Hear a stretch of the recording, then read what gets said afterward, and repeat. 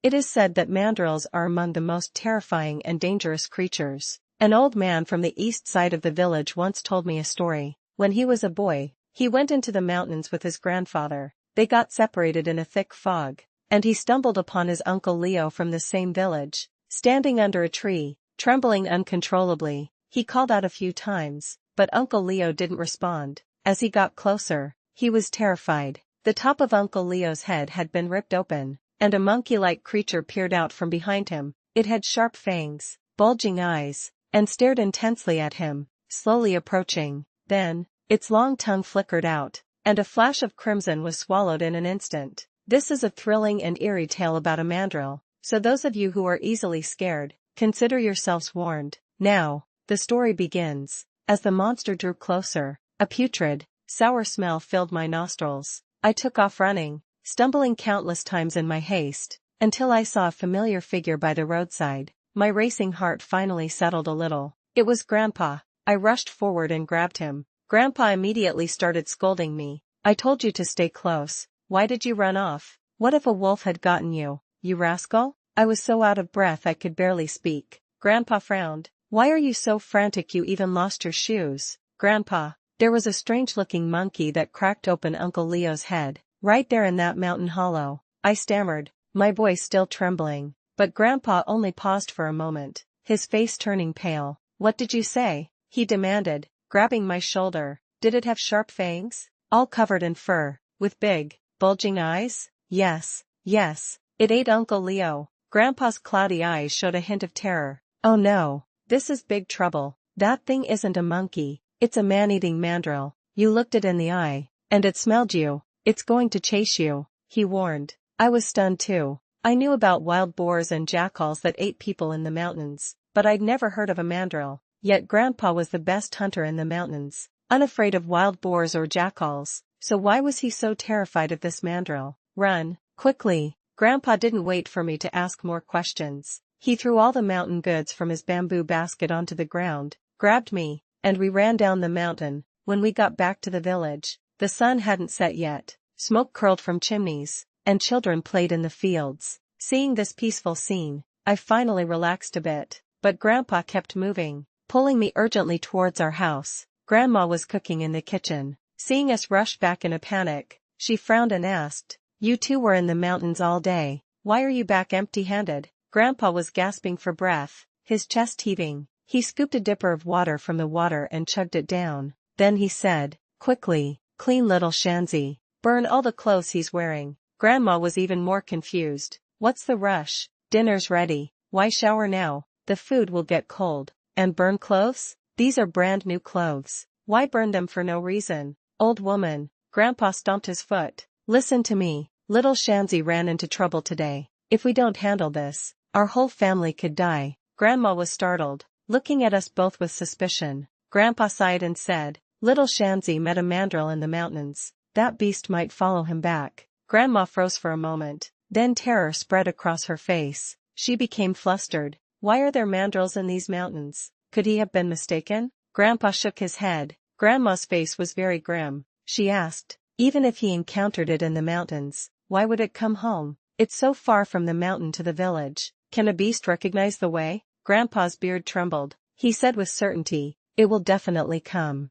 Air was already eaten by the mandrill. Little Shanzi lost his shoes on the road. That beast loves children, and once it smells them, it will pursue relentlessly. I was scared too, thinking of Uncle Leo's horrific state. I started to cry loudly. Grandma's mouth twitched, and she pulled me into her arms. "What do we do, old man? Little Shanzi is my life. Quickly, think of a way," she said, starting to cry too. "Stop wailing, both of you," Grandpa said, a bit impatient. "First, clean little Shanzi thoroughly, then burn his clothes, leaving no scent. That way, the beast might not find him if it enters the village." Grandma wiped her tears, then stripped me naked and pulled me to the water vat. She poured dipper after dipper of water over my head, then scrubbed me thoroughly with a soaped brush. Grandpa watched us, his expression grave. "You clean him. I'll go discuss this with the village chief. Everyone needs to be warned. And I need to go to Lee's family's place too. A widow and her children."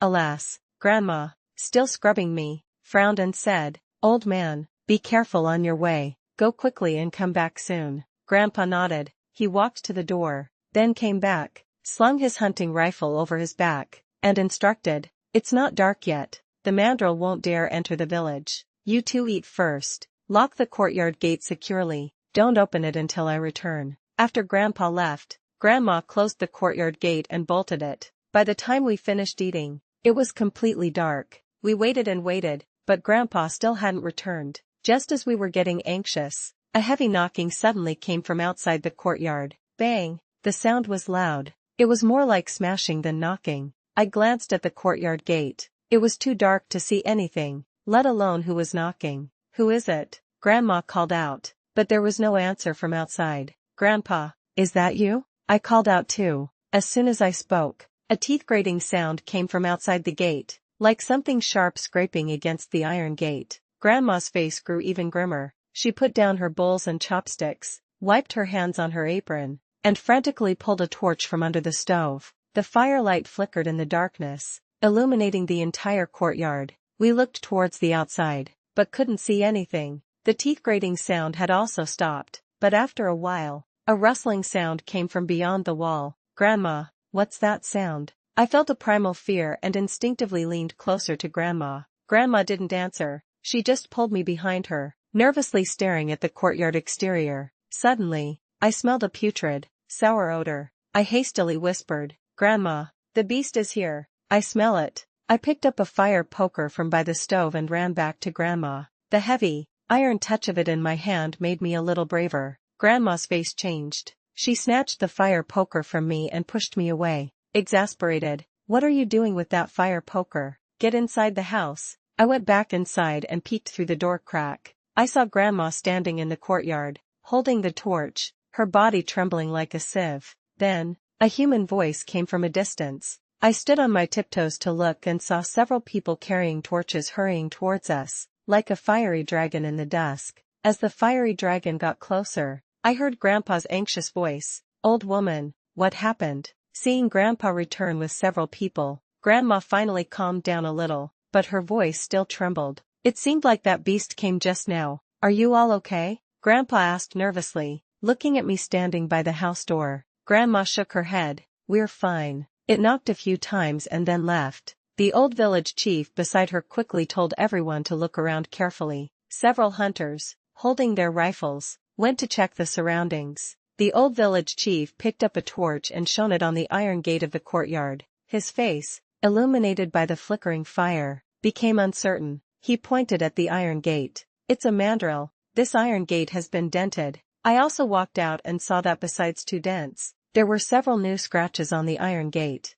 A hunter outside shouted, "Look, there's beast urine by the wall." The old village chief walked over, his face grim. "That beast peed here to mark its territory. It will definitely come back." The hunter asked, "Is it really a mandrill? It hasn't appeared in so many years. Could it be a mistake? Mistaking a baboon for a mandrill?" The old village chief snorted, "Look at the footprints. Those are mandrill footprints. No mistake. They're reversed." The hunter shook his head. "From the mountain to the village. Such a long way. How did it find its way here?" "It followed the scent. That beast has a very keen nose," the old village chief said, pausing for a moment, a look of fear in his eyes. He slowly began, "You've all heard the old folks say, better to encounter a jackal than a mandrill. When I was young, I saw one once. 7 or 8 young men, and only I escaped. The last time was over 10 years ago, I think. Lee family village on the other side of the mountain somehow provoked a mandrill, and that beast relentlessly killed dozens of people. Later, the entire village was abandoned. My sister married into Lee family village, and her entire family of 7 or 8 was gone. So many years have passed. I thought mandrills had become extinct, but I never expected it to reappear now." Hearing him, everyone's faces changed. "What do we do now? Our village is also in danger. Quickly, make a decision." The old village chief squinted. "We have to kill it. Otherwise, our village will never be peaceful." "How do we kill it?" Everyone discussed noisily, their voices a chaotic din that made me annoyed. Finally, the old village chief slapped his thigh. "Listen to me, all of you. Tonight, you all go back in groups and tell everyone in each household about this. From now on, every day after sunset, lock your doors tightly and don't come out. Starting tomorrow night, we'll ambush it here. 7 or 8 guns firing together. No matter how powerful that hairy-faced beast is, it won't withstand bullets. But what if the beast comes tonight? Grandma asked. The old village chief thought for a moment and said, Little Shanzi's clothes haven't been burned yet, right? No,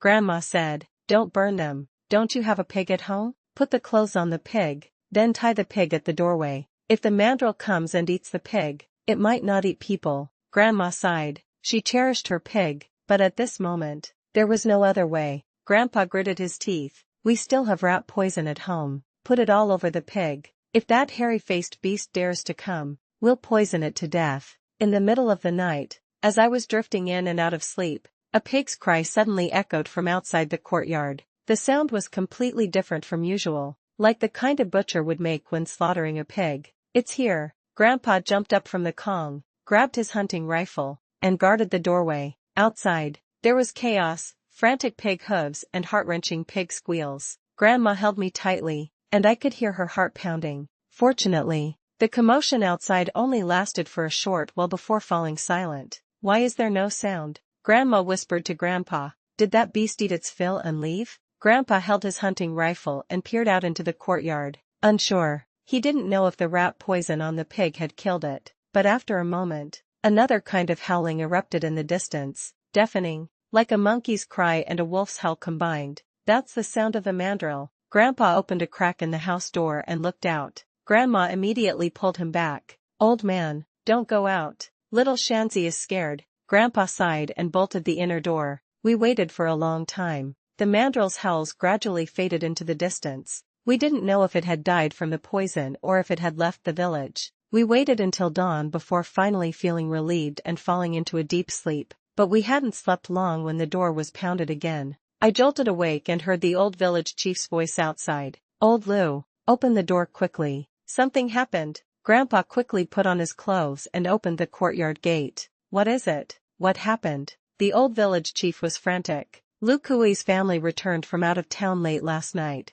unaware of the mandrill situation. They were intercepted by that beast. All 5 of them are gone. Late last night, Grandpa's cloudy eyes darkened, and his face turned even paler. Late last night was precisely when the mandrill was rampaging at our courtyard gate. Lu Kui's house wasn't far from ours. They must have been targeted by the mandrill when they were returning home. It seemed the rat poison hadn't worked. I cautiously asked, Grandpa, now that the mandrill ate Uncle Lu Kui's family, will it not come to eat us? Grandpa lifted his eyelids, glanced at me, then at Grandma, and sighed. I hope so. It's just a shame about Brother Lu Kui's family. No way. The old village chief shook his head like a rattle. Mandrills are vengeful creatures. Last night's rat poison made that beast have diarrhea all the way. After suffering such a big loss, it won't let it go just by killing Lu Kui's family. Tonight, we'll gather everyone and eliminate this menace. Our village was in the deep mountains with many hunters. Under the old village chief's organization,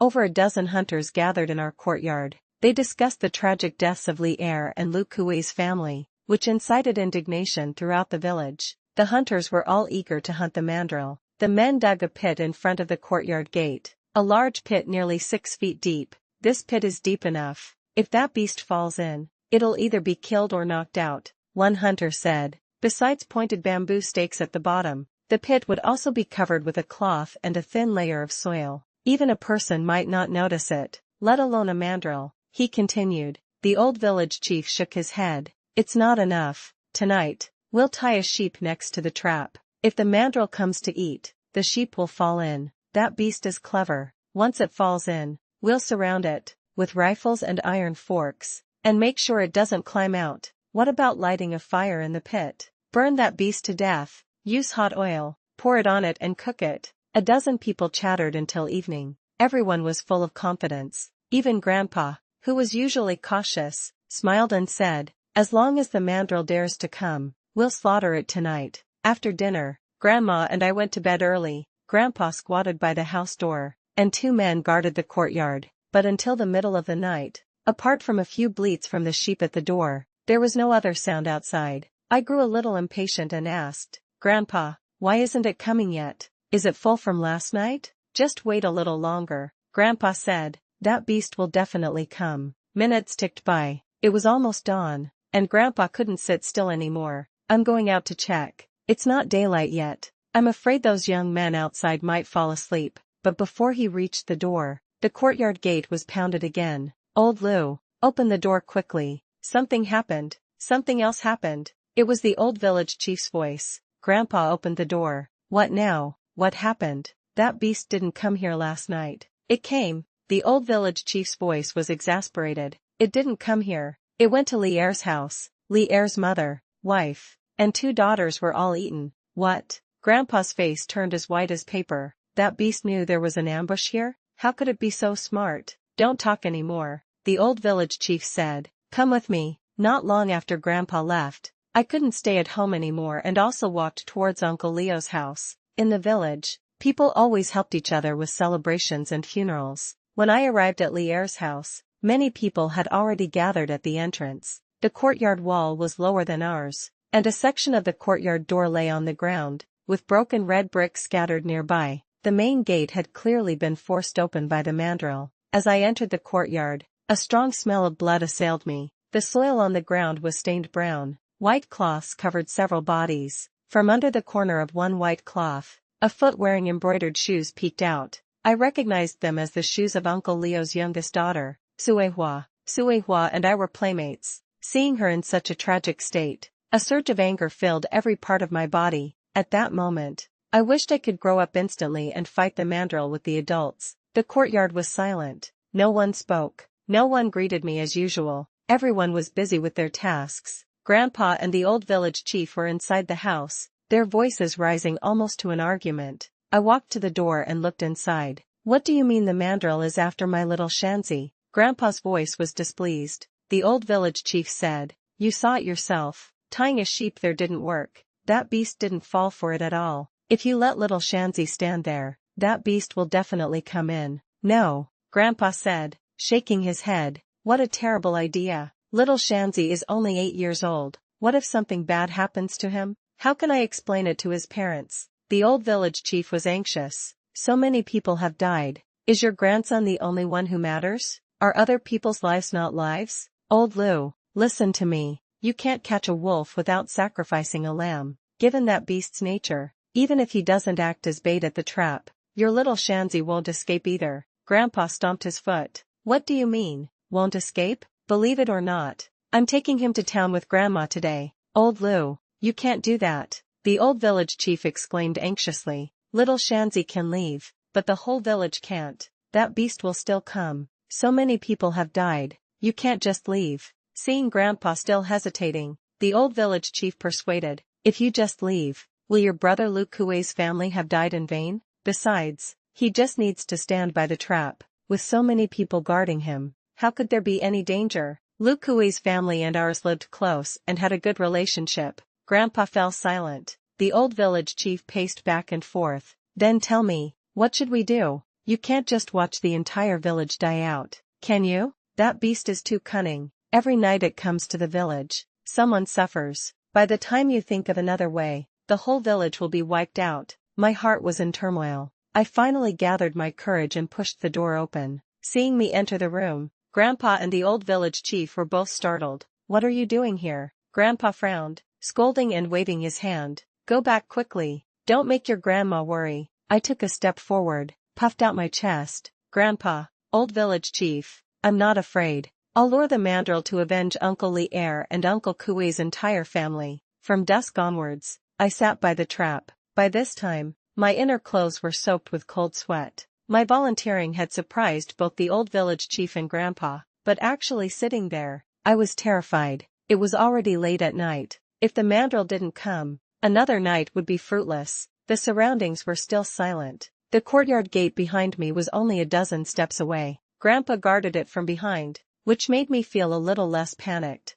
On the roof, in the bushes, and all around, many people were in ambush. Once the mandrill appeared, they would rush out. I pinched my thigh hard to keep myself from falling asleep. The sheep beside me suddenly snorted, then restlessly pawed at the dirt. At that moment, I suddenly smelled that sour, rotting odor. My heart tightened. Time seemed to stop. I looked around. Moonlight filtered through the gaps in the leaves, casting mottled shadows on the ground. These shadows shifted eerily, as if something indescribable was watching me from the darkness. a chill ran down my spine. I sharply turned my head to look at a large old locust tree not far away. Its trunk was thick, its branches dense with leaves. As my gaze searched, I finally met a pair of bulging eyes. The mandrill. It's the mandrill. I almost screamed out loud. I didn't know if the adults had seen it, or if I should scream. I never expected to be the one to spot it first. Those eyes stared directly at me, with a hint of excitement at finding prey, but I kept feeling something was off, though I couldn't pinpoint what it was. The mandrill bared its teeth, and its body suddenly elongated. I saw its long arm already reaching for a high branch, and with a swing of its body, it flew into the air. It looked like it would pounce on me any second. I finally couldn't hold back and let out a terrified scream. Mandrill, Grandpa, the mandrill is here. But before my words even finished, a gunshot rang out by my ear. In the silent night, it instantly stirred up a commotion. Bang, bang, several more gunshots. The air was instantly filled with the smell of gunpowder. After a few gunshots, the mandrill's body twisted in the air, its momentum gone, and it plummeted directly downwards. The hunters were experienced. They had chosen the right moment to shoot. If the mandrill had been in the trees, it could have used the branches for cover, but in midair, it had nowhere to hide. It fell in. It fell in. A hunter shouted loudly. Footsteps sounded all around. Little Shanzi, quickly, get inside. Grandma shouted anxiously from behind the door. She had already opened the courtyard gate. I took off running, glancing back. A cloud of dust rose from where I had been standing. The mandrill had fallen into the deep pit. A roar came from the bottom of the pit, the cry of a wounded beast. I wanted to look more, but Grandma had already reached out and pulled me into the courtyard. Grandpa's face was filled with joy. He held his hunting rifle and rushed out the door, shouting as he went, "Surround it! Everyone fire! Don't let that beast climb out!" Another hunter also shouted loudly, "That beast is quite large. Everyone be careful." A light flashed in my mind, and I suddenly understood why I had felt something was wrong. This mandrill was clearly much larger than the one I had seen in the mountains last time, and although both had hairy faces, fangs, and bulging eyes, they looked completely different. I turned back and yelled to Grandpa, "Grandpa, there's another mandrill." "There are two." "Two?" Grandpa turned around, his face frozen. "Two," I shouted again. "The one in the mountains last time wasn't this one." As soon as I spoke, a scream came from the rooftop. A hunter fell from above, and scalding blood splattered all over my face. I looked up abruptly, meeting another pair of bulging eyes, long fur, and sharp fangs. This was the one I had seen in the mountains last time. This mandrill was on the rooftop. With a roar, a sour smell rushed towards me. "There's another one on the rooftop! There's another one!" A man shouted frantically, rushing towards me. "Quick! Come here! Quick!" His voice abruptly cut off. The man stumbled a few steps and then collapsed onto the ground, blood gushing from beneath him. Bang, bang. The hunters quickly turned their rifles. The courtyard was filled with gun smoke. Tiles and bricks flew everywhere from the rooftop. The mandrill's roars and the hunters' screams echoed one after another. Grandma pulled me, holding me tightly against the courtyard gate. I clearly heard a low moan from the trap in front of the door. Then I saw a large, furry hand reach out from the pit, gripping the edge of the ground. Another furry hand followed. I immediately understood. The mandrill on the rooftop was trying to distract the hunters, allowing this mandrill to climb out. The mandrill's head had already emerged from the pit. I saw a bamboo stake piercing its left cheek, going straight through its head. Its bulging eyes stared directly at me. I knew that if it climbed out, Grandma and I would be finished. "Old woman, take care of the child," Grandpa roared, then charged forward. "Beast, I'm going to avenge Lukuwe's family today." Bang! Grandpa's rifle muzzle spat out an orange-red flame. At such close range, that shot hit the mandrill squarely. I saw its body clearly indent, and a murky liquid splattered out. But then, a white flash darted from the bottom of the pit, and Grandpa's gun flew into the air. There were no more hunters nearby. I wanted to rush over to help, but Grandma held me back tightly. Grandpa roared, "Beast, today, I'll fight you to the death." He swung an axe from behind him and leaped forward. "Old man," Grandma screamed. Thud, the axe heavily chopped into the mandrill's head, but the mandrill's long arm wrapped around him, dragging Grandpa into the pit as well. "Grandpa," I shrieked. Everything went black, and I lost consciousness. When I woke up, the day had dawned. "Little Shanzi, you're awake." Grandma stroked my head. I saw her face was deeply lined, as if she had aged 10 years. Grandma, where's Grandpa? My voice trembled as I asked. She turned her back, choking out, "Little Shanzi, he's gone too." "No, I don't believe it. Where's Grandpa? Where is he?" I climbed out of bed and rushed outside. The scene outside stunned me. Dismembered limbs were everywhere, both inside and outside the courtyard, indistinguishable whether they belonged to humans or livestock. The ground was stained brown with crimson blood. The old village chief was directing people to move bodies. Almost every family in the village was in mourning,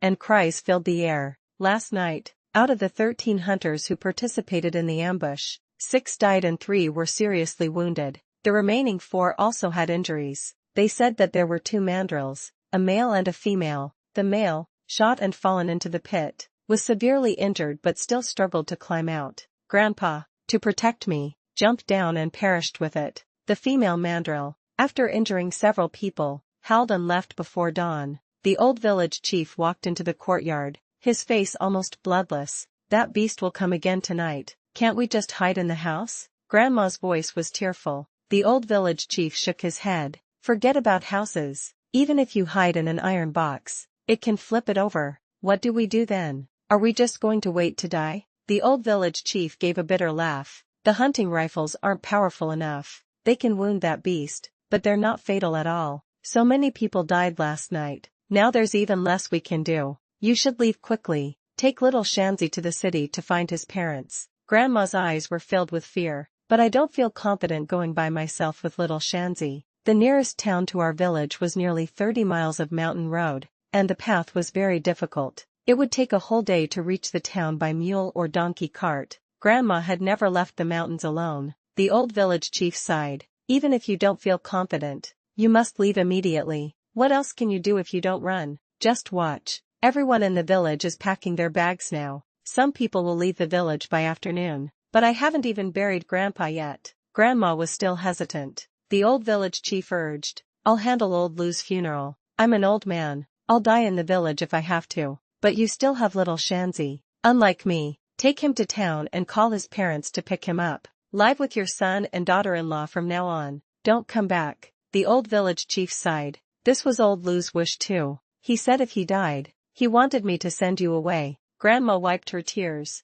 then finally gritted her teeth. "Okay, I'll listen to you. I'll entrust old man's funeral to you. You must be careful too." In the afternoon, the old village chief brought us our mule cart. "You can use my mule cart. You should leave before it gets dark. Once it's dark, you won't be able to leave," he said. I whispered, "Why don't you come with us, old village chief?" The old village chief stroked my head. "I'm not leaving. I'm an old man, and my flesh doesn't taste good anyway. That beast might not want us. You should leave as early as possible. You'll be safe once you reach town. No matter how bold the mandrill is, it won't dare leave the mountains." We put our bundles on the mule cart. The old village chief saw us off at the village entrance. Just as he was about to go back, someone ran over frantically. Village chief, he's here." "What else happened?" the old village chief asked. The person was out of breath. "Old Man Chen's family was eaten by the mandrill when they were leaving the mountain. All 3 of them are gone."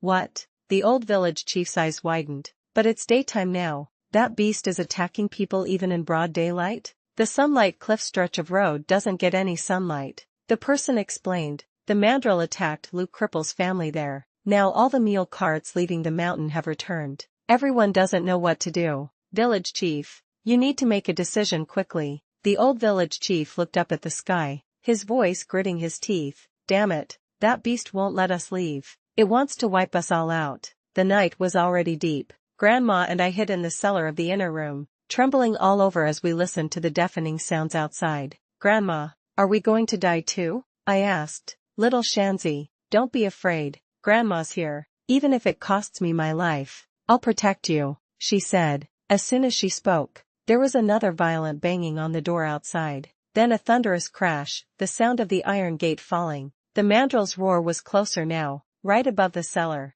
Footsteps and shouts echoed constantly above the cellar, but they died down after a short while. After a long moment, I whispered, "Grandma, did the mandrill leave?" Grandma shook her head, not daring to make a move. Suddenly, the iron plate at the cellar entrance was struck heavily, making a huge noise. The mandrill's nose was very sensitive. Even though we were hiding in the cellar, It was immediately detected at such close range. Bang, bang, the mandrel couldn't open the latch, but it was smashing the iron plate at the entrance, deforming it. Each impact sent plaster and dust raining down. Seeing that the iron plate was about to be smashed open, I anxiously asked Grandma, "What should we do?" "Don't be afraid, we'll go out through the kitchen opening," Grandma said. This cellar was originally used to store food and had two openings for ventilation, one in the house and the other in the kitchen outside. Grandma pulled me and carefully opened the exit leading to the kitchen. The original plan was that if the mandrel dared to enter the cellar, sealing both entrances would trap it.